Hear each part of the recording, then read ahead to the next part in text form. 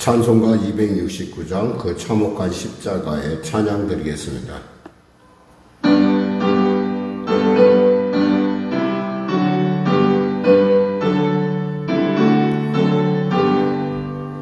그 참혹한 십자가에 주달려 흘린 피 샘물같이 흘러서 죄 씻어 주시네. 값없어도 다 나와서 내 죄를 고하며 이 눈보다 더 이도록 참 성도로들이 나 믿노라 그 보혈 공로를 없어도 피 흘리사 날 구원하셨네. 저 흉악한 한강도는 제 죄를 깨달아 죄 없으신 주 예수를 구주로 믿었네. 내 지은 죄 흉악하나 주 예수 믿으면 용서받은 강도같이 곧 구원받으리. 나 믿노라 그 보혈 공로를 없어도 피 흘리사 날 구원하셨네. 온 백성의 죄 사하신 하나님 어린 양 그 십자가 지심으로 온유 구했네. 저 영원한 새 나라에 다 같이 모여서 큰 고문고 한곡조로 새 노래 부르리. 나 믿노라 그 보혈 공로를 없어도 피 흘리사 날 구원하셨네. 하나님 아버지 감사합니다. 오늘도 귀한 아침을 주시고 이 아침 가운데 주 앞에 나왔습니다. 성령으로 충만케 하시고 주의 온전한 뜻을 분발함에 있어서 아버지 하나님의 놀라운 인도함을 또 통치하심을 맛보할 수 있는 놀라운 눈과 귀가 열리는 시간 될 수 있도록 은혜 도와주시옵소서. 나라 민족을 불쌍히 여기시고 복음통을 평화통일케 하시고 특별히 예배에 하나님 만날 믿음과 기대로 달려온 귀한 성도들 하나님 은혜를 베풀어 주시고 병든 자 치료하여 주시고 문제가 있는 자 해결하여 주시고 눌린 자 자유케 된 놀라운 아버지 하나님 만나는 복된 시간 될 수 있도록 주여 도와주시옵소서. 나라와 민족을 불쌍히 여기시사 복음통일 평화통일케 하여 주시고 대통령을 비롯한 유정자를 예수 믿고 구원받는 놀라운 은혜와 나아가 아버지 북한의 악한 정권 회개하고 주 앞에 돌아와 땅끝 사명 감당하여 부족함 없도록 한민족 되어 주의 놀라운 일들을 시대에 주어진 주님의 사명을 감당할 수 있도록 이 민족을 불쌍히 여기시고 한국교회를 불쌍히 여겨 주시옵소서. 아울러 성령교회를 불쌍히 여기시고 도와주시옵소서. 전쟁에 속히 멈춰지게 하여 주시고 하나님 경제가 심히 어려운 가운데인데 사랑하는 성도의 삶의 현장 가운데 하나님 이 경제를 잘 익히고 또 이끌어갈 수 있는 놀라운 은혜의 역사를 부어 주시옵소서. 하나님 아버지 우리 어린 자녀들이 이제 또 개학을 하고 또 새로운 학기 가운데 나아가고 있을 터인데 하나님 그들에게 지혜와 총명과 은혜를 주시고 만남의 복을 누리게 하여 주시옵소서. 마음으로 내 자리에 오지 못한 우리 사랑하는 성도들 아버지 육신 연약한 자를 치료하여 주시고 문제간 자 해결하여 주시고 눌린 자 자유케 하여 주시옵소서. 살아계심의 놀라운 능력으로 말씀으로 새롭게 하여 주시옵소서. 감사하며 예수님의 이름으로 축복하며 기도드립니다. 아멘. 오늘 여러분과 은혜 나누실 말씀은 야고보서 2장 말씀입니다. 야고보서 2장 말씀 우리가 합독하겠습니다. 내 형제들아, 영광의 주 우리 주 예수 그리스도에 대한 믿음을 너희가 가졌으니 사람을 차별하고 대하지 말라. 만일 너희 회당에 금가락지를 끼고 아름다운 옷을 입은 사람이 들어오고 또 남난 옷을 입은 가난한 사람이 들어올 때 너희가 아름다운 옷 입은 자를 눈여겨보고 말하되 여기 좋은 자리에 앉으소서 하고 또 가난한 자에게 말하되 너는 거기 서 있든지 내 발등상 아래에 앉으라 하며 너희끼리 서로 차별하며 악한 생각으로 판단하는 자가 되는 것이 아니냐. 내 사랑하는 형제들아, 들을지어다. 하나님이 세상에서 가난한 자들을 택하사 믿음이 부유하게 하시고 또 자기를 사랑한 자들에게 약속하신 나라를 상속으로 받게 하지 아니하셨느냐. 너희는 도리어 가난한 자를 없인 여겼도다. 부자는 너희를 억압하여 법정으로 끌고 가지 아니하느냐. 그들은 너희에 대하여 일컫는 바 그 아름다운 이름을 비방하지 아니하느냐. 너희가 만일 성경에 기록된 대로 내 이웃사랑을 내 몸과 같이 하라 하신 최고의 법을 지키면 잘하는 것이거니와 만일 너희가 사람을 차별하여 대하면 죄를 짓는 것이니 율법이 너희를 봉법자로 정죄하리라. 누구든지 온 율법을 지키다가 그 하나를 범하면 모두 범한 자가 되나니 간음하지 말라 하시니가 또한 살인하지 말라 하셨은즉 내가 비록 간음하지 아니하여도 살인하면 율법을 범한 자가 되느니라. 너희는 자유의 율법대로 심판받을 자처럼 말도 하고 행하기도 하라. 긍휼을 행하지 아니하는 자에게는 긍휼이 없는 심판이 있으리라. 긍휼은 심판을 이기고 자랑하느니라. 내 형제들아, 만일 사람의 믿음이 있노라 하고 행함이 없으면 무슨 유익이 있으리요. 그 믿음이 능히 자기를 구원하겠느냐. 만일 형제나 자매가 헐벗고 일용할 양식이 없는데 너희 중에 누구든지 그에게 이르되 평안히 가라, 덥게 하라, 배부르게 하라 하여 그 몸에 쓸 것을 주지 아니하면 무슨 유익이 있으리요. 이와 같이 행함이 없는 믿음은 그 자체가 죽은 것이라. 어떤 사람 말하기를 너는 믿음이 있고 나는 행함이 있으니 행함이 없는 내 믿음을 내게 보이라. 나는 행함으로 내 믿음을 내게 보이리라 하리라. 내가 하나님은 한 분이신 줄을 믿느냐? 잘하는도다. 귀신들도 믿고 떠느니라. 아, 허탄한 사람아, 행함이 없는 믿음이 헛것인 줄을 알고자 하느냐? 우리 조상 아브라함이 그 아들 이삭을 제단에 바칠 때 행함을 의롭다 하심을 받은 것이 아니냐.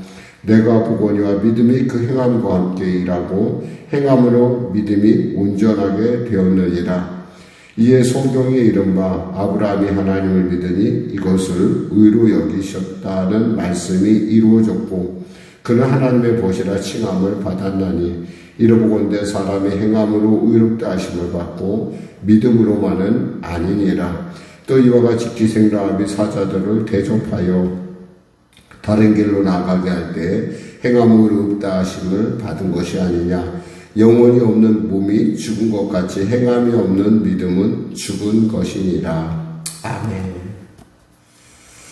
이미 여러분에게 말씀했다시피 이 야고보서를 우리가 바르게 이해하려면 야고보서가 언제 쓰여지고 그 당시에 그 어떠한 환경 속에서 이 말씀이 주어졌을까. 사실 문제라는 것이 우리가 생각하면은 굉장히 부정적으로 생각하지만 사실 문제는 우리로 하여금 그 문제에 왜 주셨을까라고 하는, 그래서 시험을 만나면 왜 기뻐해야 되는가에 대한 어떤 그런 그 반응이 있어야 된다는 것이죠. 사실은 이 말씀이 주어졌을 당시 예수님이 이제 하나님의 보좌 우편으로 승천하신 지가 한 20여 년쯤, 그러니까 20여 년이 조금 못됐을 거예요. 그러니까 한 세기가, 그러니까 뭐 10년에 세상이 변한다고 하잖아요. 뭐 10년이면 이렇게 강산도 변한다고 하는데, 그 변함이라는 것이 이제 두 번째쯤 다가갔을 때 이제 그 초대교회는 이렇게 뭔가 이제 그 형식화되는 모습들이 나타나기 시작했다는 것이죠. 그러니까 익숙하다는 것이 좋기는 한데요. 우리가 익숙한데 너무 빠지다 보면 어떻게 되냐면 그것이 또 매너리즘이나 화석화된다는 거죠. 그러니까 형식화된다는 거예요. 믿음 자체가 이제 원래 그 인간의 어떤 본성이 그러기도 해요. 그러니까 뭔가 익숙하다는 건 좋기도 하지만 또 그에 대해서 어떤 그 익숙함에 따른 또 마음의 어떤 여유 부분들이 이 좋게 쓰여야 되는데 이게 좀 이렇게 부정적으로 쓰일 때가 있다라는 것이죠. 오늘 사실 초대교회 갖고 있는 문제 중에 또 하나는 뭐냐면 이렇게 차별하는 거였었어요. 그러니까 이제 이왕이면 이제 교회가 이제 조금 이제 20년이 가까워지니까 이제 뭔가 이제 좀 교회가 이제 안정화되면서 뭔가 이제 체계 있게 자라는 어떤 그런 모습을 이렇게 띄게 된다는 거죠. 그러니까 그 체계라는 것은 어떻게 생각하면 조직화를 얘기하는데 조직화가 좋기도 하지만 한편으로는 이렇게 그 그러니까 형식화를 만들어내는 어떤 이유가 될 수도 있다라는 겁니다. 그게 제일 먼저 나타나는 것이 뭐냐면 지금 얘기한 대로 차별이라는 문제였어요. 사실은 그들은 예수님에 대해서 그러니까 사실 야고보가 느끼는 예수님하고 초대교회 예수님을 그 말씀을 믿고 믿음으로 말미암아 구원받은 그러한 사람들하고 성령의 은혜에서 믿은 사람들하고에는 조금은 약간 차이가 있었을 것으로 보여져요. 왜냐하면 야고보에게 있어서 예수님은 나의 형이었고 또 나와 같이 생활했던 그리고 또한 나의 구주이기도 했어요. 그러니까 그 예수님의 어떤 십자가의 죽으심에 대해서 어쩌면 그 문제를 가장 깊이 그리고 가장 뜨겁게 그리고 가장 가슴 벅차게 받아들일 수 있었던 어떤 그런 경험들이 그들에게 물론 성령이 있었기 때문에 깨닫긴 했겠지만은 이렇게 야고보처럼 실질적으로 내 형, 그 형이 바로 메시아였구나. 이런 어떤 깊은 그리고 그 메시아로 믿어지기까지 어떤 그런 그 아픔들이 없었을 거예요. 그러니까 없다 보니까 어떤 일이 나냐면 그러니까 쉽게 말해서 이거 좀 별거 아니네. 예수 믿으면 구원받네. 그러면서 이제 점점 자기가 구원받은 거의 사실에 대해서 이제 그 뭔가 그 자부심을 갖기 시작하면서 자기도 모르게 사람들을 이제 이렇게 차별하게 해서 이왕이면 교회 좀 유익해야 되는데 저 사람들은 어떻고 또 이 사람들은 어떻고 이런 것들. 근데 사실은 이 사실을 보면서 그러니까 원래 문제가 발생을 하면 다시 원래로 돌아가라, 처음으로 돌아가라라는 말이 있듯이 어떤 그 처음을 모르는 사람들은 그 처음이라는 거에 대해서 잘 그 의미를 부여하지 못한다는 거죠. 근데 야고보가 봤을 때 지금 여기서 영광의 주라는 말 이 안에서 뭐냐면 너희들이 믿는 그 영광의 하나님, 우리 예수님, 나에게 형님이 도와주고 나에게 메시아이던 그분을 한번 생각해 보라는 거예요. 사실 그분은 부자도 아니었어요. 알다시피 가난한 어쩌면 그 어떤 분들은 이런 얘기를 하도 예수님을 거지의 왕이다 라고 얘기할 정도로 그분은 별로 가진 거 없이 그저 하나님의 말씀 하나, 그러니까 하나님 붙들고 열심히 성령과 함께 그 사역을 감당해 나가셨던 것을 우리한테 보여주고 있거든요. 그러니까 그 예수님에 대해서 그 예수님이 그렇다고 해서 보니까 보잘것 있었던 것 같지도 않아요. 이사야서 53장에 보면 뭐냐면 보잘것 없고 볼품이 없다라는 얘기를 계속 하고 있습니다. 그러니까 어떻게 생각하면 예수님을 생각하면 볼품도 없고 가난하고 이러한 사람들은 어쩌면 이런 사람들이 사실은 모여서 교회가 된 것이었거든요. 그러니까 그 예수님을 따르는 사람들이 모여서 예수가 된 건데 이제 교회가 이제 성장을 하면서 점점 곳곳에 이제 이스라엘 곳곳에 다 흩어지고 예를 들면 지금 이때는 이제 막 스데반의 어떤 순교와 사건과 함께 막 교회가 막 곳곳으로 흩어질 때였으니까 이런 흩어짐의 사람들이 어떤 갖고 있는 것이 이제 나름대로 안정이 되면서 뭔가 사람을 구별하기 시작했다는 거죠. 그러니까 그 얘기를 지금 하는 거예요. 그래서 너희 기당에 금가락지를 끼고 아름다운 옷을 입은 사람이 들어오면 남녀노인 집에 가난한 사람이 들어올 때 두 사람이 들어왔다 이거예요. 근데 어떻게 하느냐 보니까 가만히 보니까 이제 좀 괜찮은 사람은 자기 앞자리에 이렇게 자기가 좋은 자리에 앉으라고 하고 또 안 그런 사람들은 아무데나 너 앉든 네 마음대로 해. 별로 관심이 없는. 강남의 어떤 교회는 그렇다고 하더라고요. 그 교회가 굉장히 물론 지금 유명한 교회이기도 하지만은 그 교회는 저는 그 교회를 한번 그냥 탐방으로 가봤을 뿐인데 그 1열, 2열, 그러니까 1열은 장로님들이 앉고 2열은 의료인 내지는 법조인들이 앉고 이런 어떤 그런 시스템이 누구 잘 알지 못하게 그런 어떤 것들이 정해져 있는 것 같아요. 그러니까 그렇게 있다고 그러더라고요. 그러니까 함부로 거기 가서 앉지 못한다는 것이죠. 그러니까 그런 사람들만 앉는 자리가 있다는 걸 제가 얼핏 들었는데 이런 얘기를 들으면서 마음 아픈 것은 뭐냐면 교회는 그렇게 모인 것이 아니었다라는 얘기를 하는 거예요. 왜냐하면 자기는 산 증인이기 때문에 그렇죠. 그러면서 아름다운 옷을 입은 자가 보면은 여기 좋은 자리에 앉으라고 하고 3절에 보니까 가난한 사람이 너는 거기서 서 있든지 내 발등상 아래에 앉아라. 너는 여기 앉는 게 맞다. 이러지 말라는 거예요. 5절에 내 사랑하는 형제들아 들을지어다. 하나님이 세상에 가난한 자를 택하사 믿음이 부여하게 하시고 또 자기를 사랑한 자에게 약속하신 날을 상속받게 하신 것이 아니었느냐. 처음에 생각해봐라. 우리가 하나님께서 가난한 자들을 들어서 그들에게 천국의 소망을 주시고 그 소망으로 말미암아 그들로 하여금 이렇게 그들로 하여금 하나님의 나라를 유업으로 주셔서 그들이 그 없음을 통해서 하나님의 나라를 받는 그러한 놀라운 하나님의 은혜를 주신 것을 너희는 모르느냐. 근데 너희가 도리어 가난한 자를 억압하고 부자를 업신여기고 부자들을 우대하는구나. 그래 부자들을 너희들 아느냐. 그들은 어땠느냐 이거요. 보면은 그들은 너희를 억압하며 법정으로 끌고 가지 않았느냐. 회당에 끌고 가서 그들을 핍박하고 그런 거 생각하지 않느냐.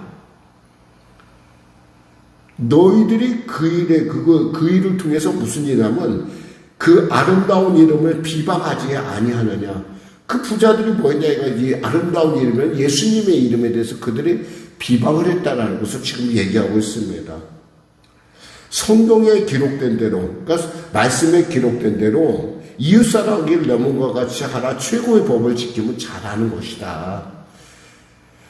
원칙으로 돌아왔을 때 원래 그 본질이 지켜야 될 것은 교회의 교회됨에 대해서 우리가 신경 써야 된다는 거죠. 만약 너희가 사람을 차별하기 시작하면 9절에 보니까 죄를 짓는 것이니 율법이 너희를 범법자로 차별한다는 것 자체가 그게 죄라는 거예요. 누구든지 10절에 누구든지 율법을 지키다 그 하나를 범하면 모두 범한 자가 되나니 간음하자 말라 하시니가 또한 살인하자 말라 하셨음즉 네가 비록 간음하지 아니하여도 살인하면 그러니까 뭔가 하나를 범하면은 그게 죄가 된다라는 것을 지금 얘기를 하는 거예요. 왜 차별을 하느냐? 또 하나 나타나는 거냐면 그러면서 이제 이들의 그 마음속에 있는 문제를 지적하고 있어요. 행함이 있는 믿음이냐 행함이 없는 믿음이냐. 네가 예수 믿는다고 해서 지금 왔는데 여기에서 우리가 교회를 이루었는데 너의 그 믿음이라는 게 과연 뭐냐. 행하지 않는 믿음이라는 그것은 죽은 믿음이다. 사실 이것을 루터는 잠시 오해했던 것 같아요. 루터는 뭐라 그러냐면 이것은 부스러기 복음이다, 쓰레기 복음이다 라고 얘기를 했는데 사실은 그게 아니에요. 진짜 믿음을 가지면요 그 믿음대로 살 수밖에 없어요. 그게 믿음이 갖고 있는 은혜고 믿음이 갖고 있는 생명력이에요. 왜냐하면 믿음은 우리 것이 아니에요. 하나님께서 주신 것이잖아요. 선한 것이잖아요. 그러니까 하나님이 주신 것이 생명력을 갖고 움직여가는 건 너무 당연한 거예요. 근데 행하지를 않는 거죠. 그냥 생각할 때 그냥 이렇게 얕은 신앙이다 보니까 발목 신앙이다 보니까 내 생각대로 믿는 거예요. 그건 믿음이 아니라는 거죠. 믿음이라는 건 뭐예요? 지향성을 갖고 있어요. 정확하게 방향을 갖고 있고. 누구예요? 예수님을 향해서, 그리고 하나님의 나라를 향해서, 영생을 향해서 매일매일 걸어가고 있는 방향성이 있다라는 거예요. 근데 그럴 때 그 믿음에 나타나는 중요한 현상이 뭐냐면 긍휼을 나타내는, 누군가를 불쌍해. 믿음이 들어오면요, 긍휼이 여기고요, 긍휼을 행하게 되어 있어요.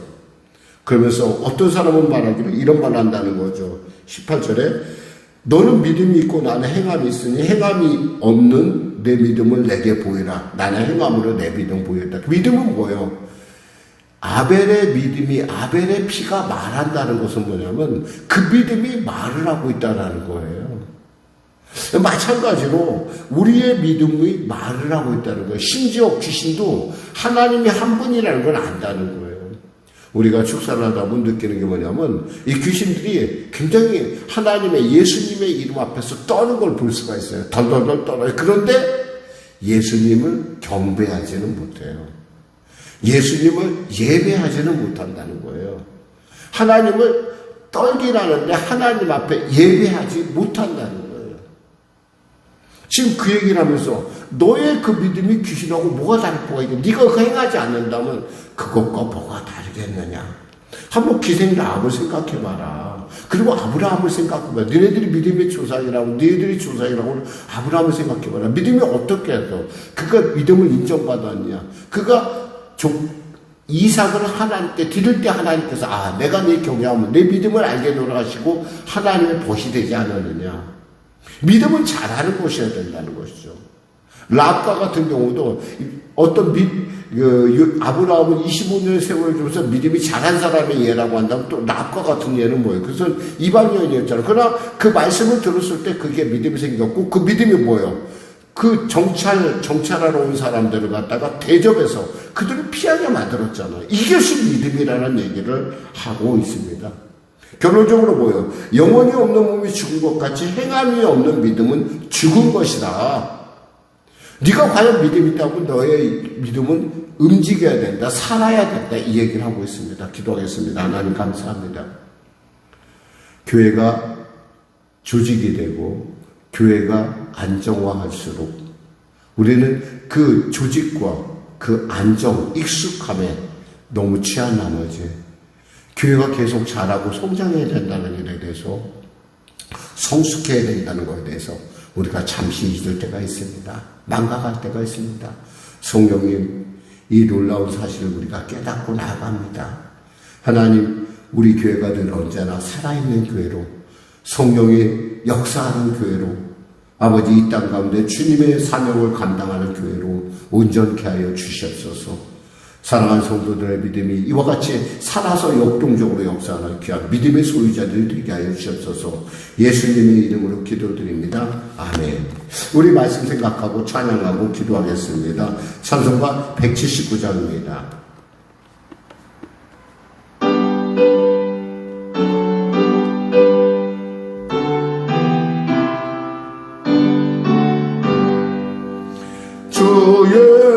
예수의 강림이 가까우니 저 천국으로 들자 내게 알아. 주 성령도 너희를 부르시고 무천사도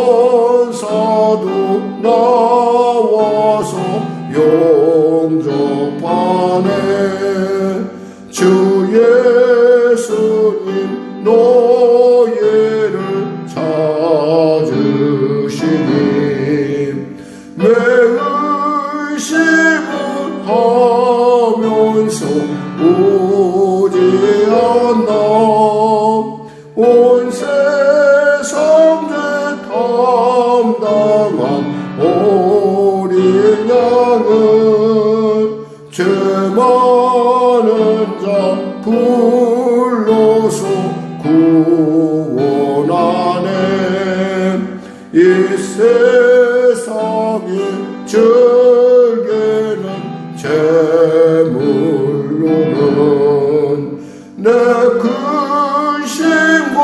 고초를 못 면하리 또 숨질 때 위로를 못 얻으며 저 천국에 갈 길로 못 찾으리 내 아버지 주시는 생명양식 다 배불리 먹고서 영생하라 고든 심을 버리고 주께 오면 그 한없는 자비를 힘입으리 하늘에 계신 우리 아버지, 아버지의 이름을 거룩하게 하시며 아버지의 나라가 오게 하시며 아버지의 뜻이 하늘에서 같이 땅에서도 이루어지게 하소서. 오늘 우리에게 일용할 양식을 주시고 우리가 우리에게 잘못한 사람을 용서하여 준 것 같이 우리 죄를 용서하여 주시고 우리 시험에 빠지지 않게 하시고 악에서 구하소서. 나라와 권능과 영광 영원히 아버지의 것입니다.